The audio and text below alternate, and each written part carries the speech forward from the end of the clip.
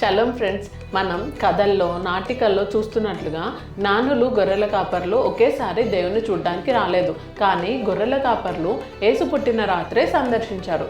అయితే జ్ఞానులు తూర్పు దిక్కున పుట్టిన నక్షత్రంను చూచి యూదుల రాజు పుట్టాడని ఆయనను పూజించడానికి ఆ తారను వెంబడిస్తూ వచ్చిన వారు యెరూషలేముకు రాగానే తారను వెంబడించడం మానివేసి హేరోదు రాజును సమాచారం అడిగారు. ఫలితం వారు త్రోవ తప్పారు. అలాగే యేసు జాడ వారికి తెలియలేదు.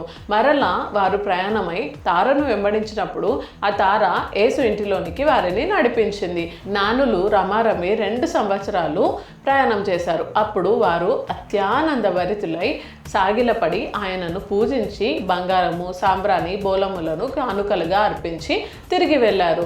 ఈ తార యాకోబు నుండి ఉదయించిన నక్షత్రం అనే ప్రవచనం నెరవేర్పు, అలాగే యేసు ఈ లోకానికి వెలుగై ఉన్నాడు అని, అలాగే నిత్యజీవానికి ఆయనే మార్గం అనే విషయాలను తెలియజేస్తుంది.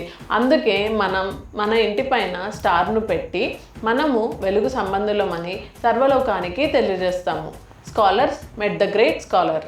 తూర్పు దిక్కు చుక్క బుట్టే మేరమ్మ ఓ మరియమ్మ, తూర్పు దిక్కు చుక్క బుట్టే మేరమ్మ ఓ మరియమ్మ, చుక్క అంజుచి మేము వచ్చినాము రొక్కిపోవుటాకు, చుక్క అంజుచి మేము వచ్చినాము రొక్కిపోవుటాకు. Scholars met the great scholar.